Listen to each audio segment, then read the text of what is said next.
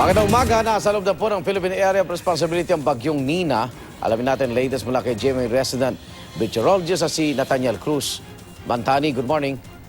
I am ready! GMA Weather, serbisyong totoo ng GMA News. Igan, mga kapuso, isa ng severe tropical storm ang bagyong Nina at namatayan niya ng pag-asa sa layo lamang 960 kilometers dyan sa may silangan ng G1, Eastern Samar.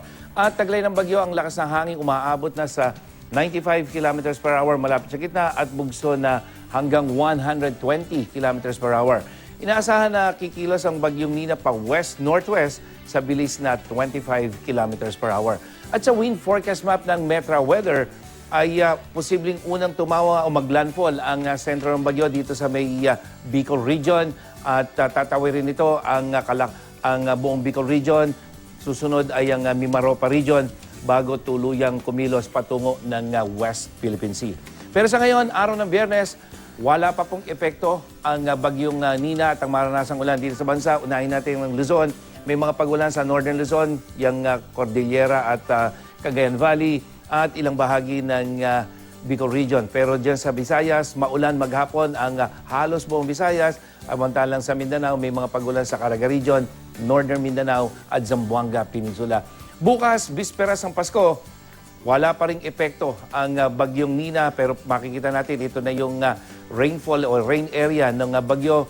May mga pag-ulan pa rin dito sa may Northern Luzon, dyan sa ilang bahagi ng Mimaropa, lalo na sa may Palawan. May mga pag-ulan sa eastern section ng Visayas at sa may western side at sa Mindanao na hindi apektado ng bagyo ay may mga pag-ulan dyan sa may northern Mindanao kasama na ang Sorsogon region. At sa linggo, araw ng Pasko, ay mararamdaman na yung epekto ng bagyo dito sa may Bicol region at eastern Visayas.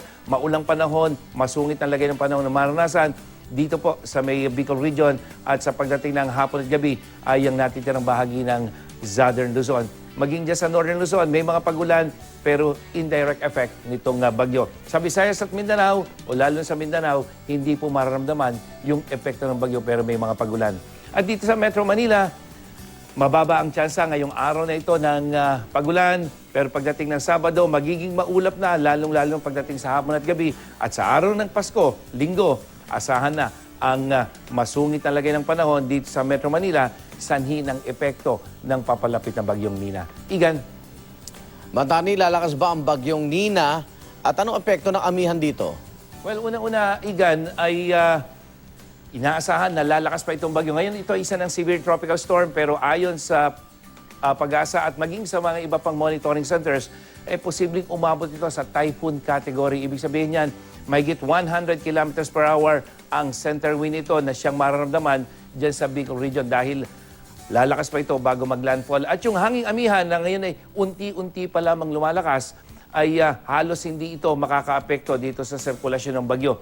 Kasi unang-una mga kapuso, ang hanging amihan ay malamig at hindi masyadong maraming moisture at yan ay nakakaapekto sa lakas ng bagyo. Pero dahil sa ngayon, hindi pa umiira ng gustong hanging amihan kaya wala pong masyadong epekto yan dito sa sirkulasyon ng bagyo. Igan. Maraming salamat, Mang Tani.